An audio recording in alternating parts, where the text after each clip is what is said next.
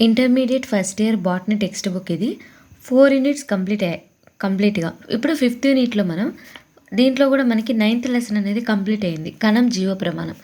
కేంద్రకం ఆధారంగా కణాలు మనకి 2 రకాల కణాలున్నాయి. అవి కేంద్రక పూర్వ కణం, నిజ కేంద్రక కణం. వీటి ఆధారంగానే జీవులు మనకి 2 రకాలు. కేంద్రక పూర్వ జీవులు, నిజ కేంద్రక జీవులు. వాటిలో ఏమేం భాగాలున్నాయి, అందులో కణాంగాలు ఏంటి, మనకి ప్రతి ఒక్క దాని గురించి మనం ఆల్రెడీ డిస్కస్ చేసాం. ఇప్పుడు నెక్స్ట్ లెసన్ జీవాణువులు అంటే బయోమాలిక్యూల్స్ గురించి మనం ఇప్పుడు డిస్కస్ చేద్దాం. ఇది 10th చాప్టర్. నెక్స్ట్ మనకి సెల్ సైకిల్, సెల్ డివిజన్ ఉంటుంది. ఇది నెక్స్ట్ వీడియో వస్తుంది. Next video cell cycle, cell division. అక్కడికి మనకి 5 యూనిట్స్ కంప్లీట్ అయిపోయినట్టే. ఆల్రెడీ రోజు సిలబస్ పేపర్ వచ్చింది. దాంట్లో మనకి first year, second year as it is almost సిమిలర్గానే ఉంది. ఆల్మోస్ట్ సేమే సిలబస్ అనేది. కాబట్టి ఇప్పటిదాకా స్టార్ట్ చేయని వాళ్ళు ఉంటే స్టార్ట్ చేసేయండి. మనం ఇప్పుడు 10th లెసన్ డిస్కస్ చేద్దాం. జీవాణువులు. జీవాణువులు అంటే బయోమాలిక్యూల్స్ అనమాట. జీవ అణువులు అంటే జీవులలో ఏమేమైతే అణువులు ఉన్నాయో వాటి గురించి డిస్కస్ చేస్తాం. జీవం ఏంటి, అణువులు ఏంటి అంటే జీవ కణజాలాల నుంచి మనకి లభించే అన్ని కర్బన సమ్మేళనాలని మనం జీవాణువులు అని చెప్పొచ్చు. అంటే జీవులలో మనకి కార్బన్కి సంబంధించినవి ఏమైనా ఉన్నాయనుకోండి, వాటిని జీవాణువులు అనొచ్చు. ఫర్ ఎగ్జాంపుల్గా తీసుకుంటే ఇప్పుడు మన బాడీలో ఏముంటుంది, గ్లూకోజ్ అనేది ఉంటుంది. గ్లూకోజ్ ఫార్ములా ఏంటి, C6H12O6. ఇక్కడ ఇది గ్లూకోజ్ కదా. గ్లూకోజ్లో మనకి ఏమేమి కనిపిస్తున్నాయి, మనకి కార్బన్, హైడ్రోజన్, ఆక్సిజన్ ఇలాంటి అణువులు అనేటివి మనకు కనిపిస్తున్నాయి కదా. వీటిని మనం జీవ అణువులు అంటాం. ఆల్మోస్ట్ కార్బనిక సమ్మేళనాల్ని మనం జీవ అణువులు అనొచ్చు. జీవ కణజాలాల్లో మనకి లభించే కర్బన సమ్మేళనాలు అంటే కార్బన్తో తయారయ్యే వాటన్నిటిని మనం ఏమనొచ్చు, జీవాణువులు అనొచ్చు. అయితే మనకి ఈ కార్బన్, హైడ్రోజన్, ఆక్సిజన్ అనేది ప్రకృతిలో కూడా లభిస్తాయి. ఫర్ ఎగ్జాంపుల్ అట్మాస్ఫియర్లో కూడా ఉంటాయి, ఇవి వాతావరణంలో కూడా ఉంటాయి. కానీ కంపేర్ చేస్తే కొన్ని వీటిలలో కార్బన్, హైడ్రోజన్ లాంటివి భూమి మీద కన్నా బాడీలో ఎక్కువ ఉంటాయి. అంటే కార్బన్, హైడ్రోజన్ అనేటి భూమి మీద కన్నా మన అంటే జంతువుల శరీరాలలో ఎక్కువగా ఉంటాయంట. అలా వాటి గురించి మనం ఇప్పుడు డిస్కస్ చేద్దాం. దాంతోపాటు ఏమేమి మూలకాలు ఉన్నాయనే దాని గురించి కూడా మనం డిస్కస్ చేద్దాం. దీంట్లో మనకి ఒక బాక్స్ అనేది ఉంది చూడండి. ఇక్కడ మీకు ఏదైతే కనిపిస్తుందో ఇది చూసేయండి. మనకి ఏమేమి ఉన్నాయి మూలకాలు, hydrogen, carbon, oxygen, nitrogen, sulphur, sodium, calcium, magnesium, silicon. ఇవి మన బాడీలో ఉండే మూలకాలు. దీంట్లో పర్సెంటేజ్ ఇది భూమి మీద ఉండే పర్సెంటేజ్, భూపటలం మీద ఇది మానవ శరీరంలో. భూమి మీద మనకి హైడ్రోజన్ అనేది 0.14 ఉంది, కానీ అదే బాడీలో అయితే 0.5 ఉంది. కార్బన్ మొత్తం భూమి మీద 0.03 ఉంది, అదే బాడీలో 18.5 అనేది ఉంది. అంటే భూమి మీద కన్నా ఎక్కువ మొత్తంలో మనకి కార్బన్, హైడ్రోజనే ఉన్నాయన్నమాట. ఇది గుర్తుపెట్టుకోండి. నెక్స్ట్ మనకి ఆమ్ల ద్రావణీయత కలిగిన భాగంలో వేలాది కర్బన సంయోగ పదార్థాలను కనుగొన్నారనమాట. అంటే ఆమ్ల ద్రావణీయత పదార్థం అంటే మనకి ఏదైతే ఆమ్ల ద్రావణీయత భాగం అంటే ఏంటంటే మనం ఏదైనా ఒక దాన్ని అంటే ఒక మొక్క భాగం కానీ ఏదైనా ఒక కూరగాయ లేదా కాలేయం ఇలాంటి వాటిని తీసుకొని ట్రైక్లోరో అసిటిక్ ఆమ్లంలో మనం మోటార్ అండ్ పిజిల్తో బాగా నూరినప్పుడు ఒక చికెన్ ద్రవం అనేది తయారవుతుంది. దాన్ని మనం వడగట్టే గుడ్డలో పోసినప్పుడు ఏమవుతుందంటే మనకి దూదితో లేదా దాంతో కానీ దూదితో కానీ వడబూసినప్పుడు 2 భాగాలు లభిస్తాయి. అంటే ఇప్పుడు ఇలా వచ్చిందనుకోండి, ఇలా 2 భాగాలు లభిస్తాయి. పైన ఉండేదాన్ని ఒక దాంతో వడబోసామనుకోండి, కింద కరగలిగేది ఒకటి ఉంటుంది, అంటే కరిగింది ఉంటుంది, పైన తేలేది ఉంటుంది అనమాట. ఆ కింద ఉండే దీన్ని మనం అవశేషం అని పిలుస్తాం. ఇది ఆమ్లంలో కరగని భాగం అంటాం. దీన్ని మనం ఆమ్లంలో కరగని భాగం అంటాం. అదే కరిగి తెగిన మనకి వడపోత ద్వారా వచ్చేస్తుంది అనమాట. ఇట్లా ఏదైతే ఆమ్ల ద్రావణీయత కలిగిన అంటే కరిగే భాగంలో ఉంటాయో దాంట్లో ఎక్కువగా మనకి కర్బన సంయోగ పదార్థాలే ఉన్నాయన్నమాట. నెక్స్ట్ మనకి మనం ఏదైనా ఒక జీవకణ సముదాయాన్ని అంటే ఏదైనా ఒక దాన్ని తూచి తడిభారం తీసుకొని దానిలో ఉండే నీరంతా ఆవిరైపోయి ఎండబెడితే మిగిలిన పదార్థపు బరువుని మనం పొడిభారం అని పిలుస్తాం అనమాట. ఇది మన కణజాలాన్ని కాల్చినప్పుడు అందులో ఉండే కర్బన సమ్మేళనాన్ని ఆక్సీకరణ చెంది వాయు రూపంలో తెలియపోతాయి. ఇదంతా కాదు, ఇది ఏదైతే ఉంటుందో కాలిపోయిన తర్వాత వచ్చేదాన్ని మనం బూడిద అంటాం. అది తెలుసు, యాష్ అనేది.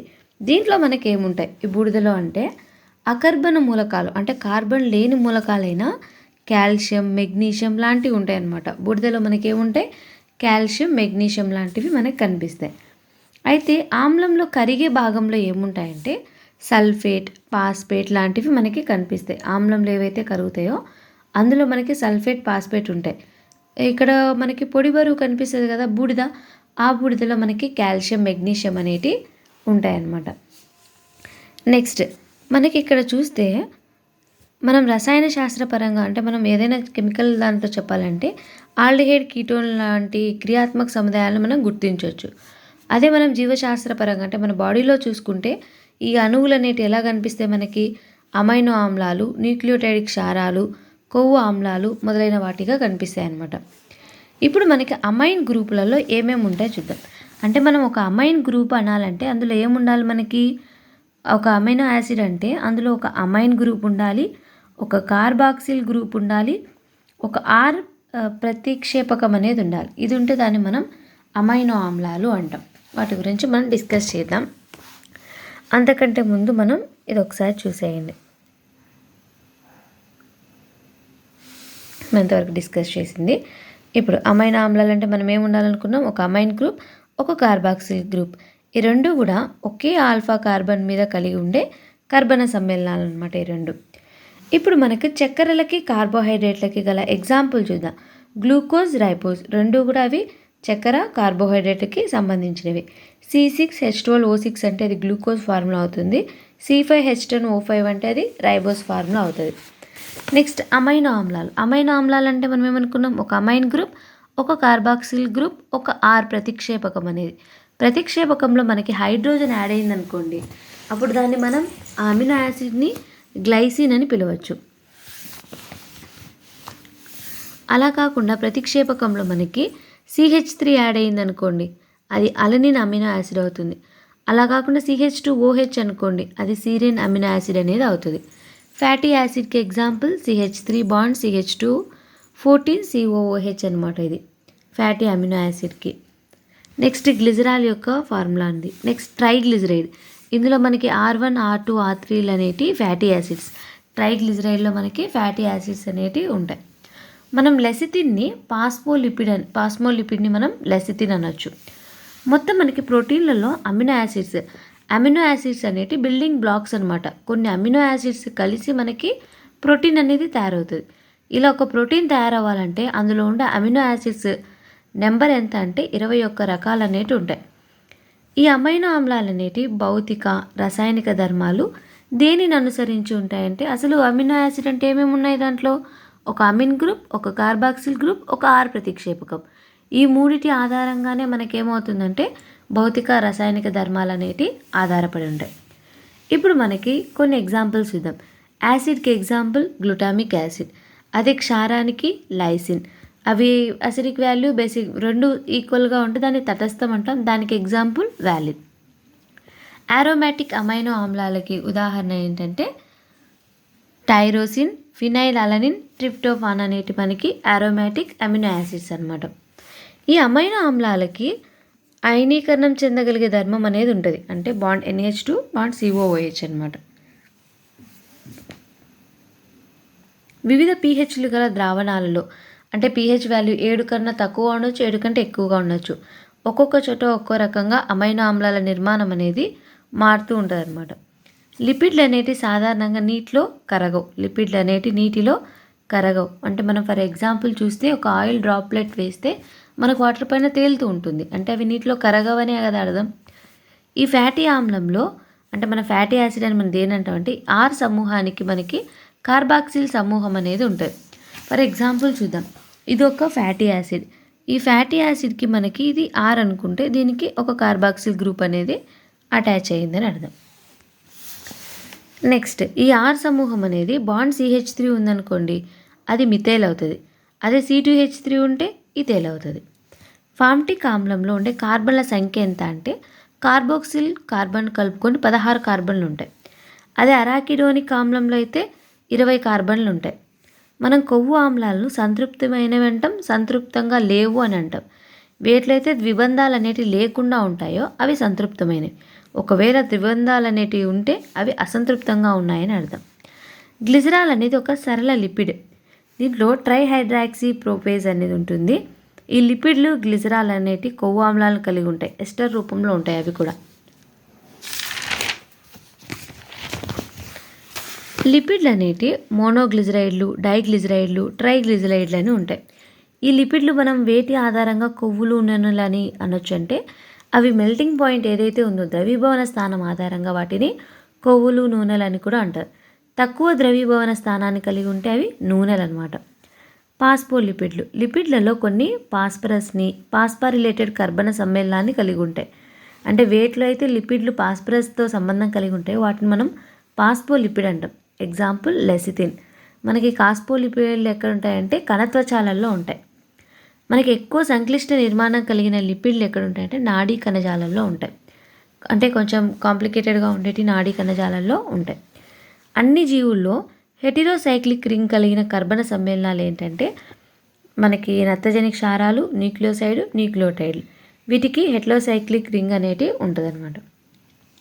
నత్రజని క్షారాలు. నత్రజని క్షారాలు అంటే మనకి ఏదైనా డిఎన్ఏ సీక్వెన్స్ అనేది ఇలా ఉంటుంది.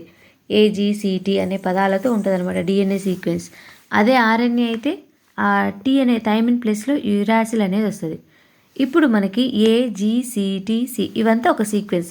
ఒక్కొక్క మనిషిలో ఒక్కో రకమైన సీక్వెన్స్ ఉంటుంది. ఇక్కడ ఏ అంటే అడినిన్, జి అంటే గ్వానిన్, సి అంటే సైటోసిన్, టీ అంటే థైమిన్ అనమాట.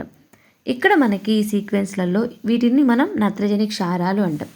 ఈ నత్రజని క్షారాలకి షుగర్ గిన యాడ్ అయిందనుకోండి అది న్యూక్లియోసైడ్ అవుతుంది.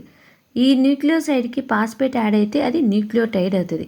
అంటే డిఎన్ఏ అనేది ఒక పాలీన్యూక్లియోటైడ్, చాలా ఉంటాయి కాబట్టి. మన కేంద్రకామ్లాల గురించి చెప్పేటప్పుడు డిఎన్ఏ గురించి డిస్కస్ చేస్తాం, అక్కడ చదువుకుంటాం.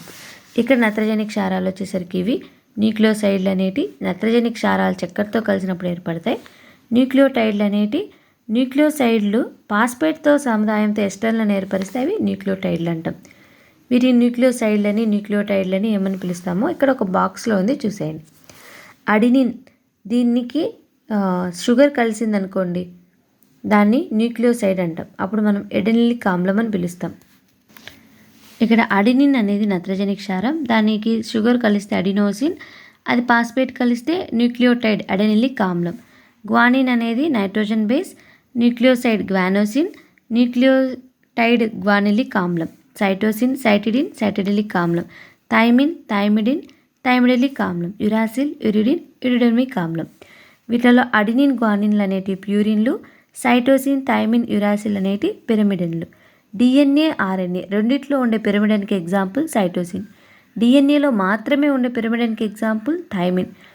ఆర్ఎన్ఏలో మాత్రమే ఉండే పిరమిడన్కి ఎగ్జాంపుల్ యురాసిల్ అనమాట. ఇవి నత్రజని క్షారాల గురించి. కేంద్రకామ్లం గురించి కూడా మనం నేర్చుకుంటాము. ఇక్కడ ఒకసారి బ్రీఫ్గా చూసేయండి. కేంద్రకామ్లాల్లో మనకి డిఎన్ఏ ఆర్ఎన్ఏ అనేటి జన్యు పదార్థాలు. వీటిలో మనకి న్యూక్లియోటైడ్లు ఉంటాయి. ఇవన్నీ కాదు, అంటే 3 కలిసి ఉంటాయి. నత్రజని క్షారం, న్యూక్లియోసైడ్ రెండు కలిస్తే ఒక పాస్పేట్తో కలిసినప్పుడు న్యూక్లియోటైడ్ అవుతాయి. ఈ న్యూక్లియోటైడ్లు అనేవి డిఎన్ఏలో ఆర్ఎన్ఏలో ఉంటాయి. డిఎన్ఏలో ఉండే న్యూక్లియోటైడ్లు ఇవి, ఈ 4 ఉంటాయి. అదే ఆర్ఎన్ఏలో అయితే యురాసిల్కి సంబంధించింది ఉంటుంది. ఇది ఫస్ట్ పార్ట్. మొత్తం 3 పార్ట్స్ వస్తాయి. ఇది first part. Next 2 parts next వీడియోస్లలో ఉంటాయి.